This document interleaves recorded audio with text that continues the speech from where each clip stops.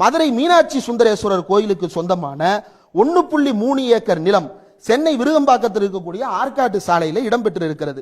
அந்த நிலத்தினுடைய இன்றைய மதிப்பு சுமார் 100 கோடி ரூபாய். அந்த நிலம் என்ன ஆகிறது அப்படின்னா, இளையராஜா என்பவரிடமிருந்து நயினார் பாலாஜி என்கின்ற நபருக்கு பெயர் மாற்றம் செய்யப்படுகிறது.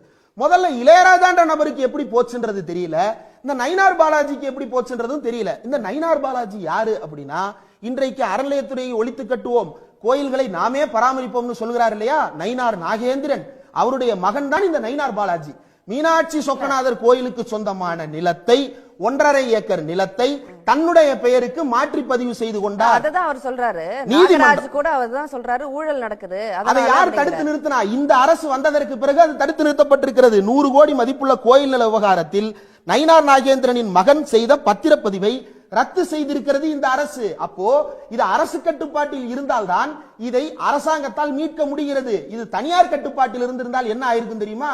நயினார் நாகேந்திரன் மகன் கோர்ட்டுக்கு போயிருப்பாரு, RSS கார அதிகாரி ஒருவரை வைத்துக் கொண்டு கோர்ட்ல வந்து இந்த இடம் இவருக்கு தான் சொந்தம்னு சாட்சி சொல்ல வைப்பாங்க, அந்த இடத்தை RSSக்கு பெயர் மாற்றி கொடுப்பார். இதுதான் நடக்கும்.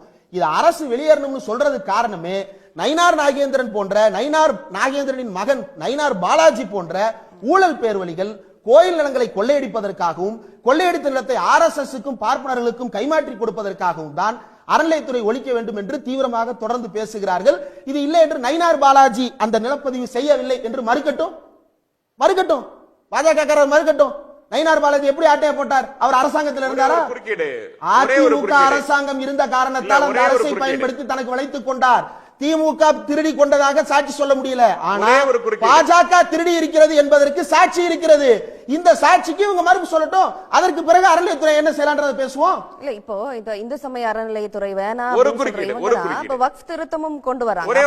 சொன்ன காரணங்கள் வந்து இது ஒரு ஆர்கனைஸ்டா இருக்கணும், அது வந்து தனியார் வந்து ஆக்கிரமிச்சிருக்காங்க அப்படின்னு. இப்ப அதோட பார்வை தான் இதன் மூலம் செலுத்தப்படுதா? இல்ல, அவங்க ஆட்சிக்கு வர்ற வரைக்கும் அது வெளியே இருக்கணும். ஆட்சிக்கு வந்துட்டாங்க அப்படின்னா இவங்க ஏன் வந்து இஸ்லாமியர் நிலத்தையும் ஏன் வந்து கிறிஸ்தவர்கள் நிலத்தையும், அதாவது சர்ச்சுகளா இருக்கட்டும் அல்லது மசூதிகளா இருக்கட்டும், ஏன் குறிவைத்துக் கொண்டே இருக்கிறார்கள் அப்படின்னா, அந்த நிலமும் இவர்களுடைய கண்ணை உறுத்துகிறது. மாற்று மத வழிபாடு இருக்கவே கூடாது, அந்த நிலத்தை என்ன செய்ய போகிறோம் என்பதெல்லாம் இவர்களுக்கு ஒரு அரிப்பாக இருந்து கொண்டே இருக்கிறது. தொடர்ந்து அந்த நிலத்தை திருடி திருடி திருடி திருடி பழக்கப்பட்டவர்கள் நிலத்தை திருடுவதற்காக வக்ஃப் மசோதா என்ற ஒரு மசோதாவை கொண்டு வந்திருக்கிறார்கள். நீங்களே கேட்டது போல வக்ஃப் மசோதாவை கொண்டு வந்து முஸ்லிம் சொத்துக்களை எல்லாம் ஒன்றிய அரசு நேரடியாக கண்காணிக்கும் சொல்லுகின்ற இதே பாஜக கோயில்ல இருக்கக்கூடிய நிலங்களை எல்லாம் தனித்தனியாக பயன்படுத்துவாங்க.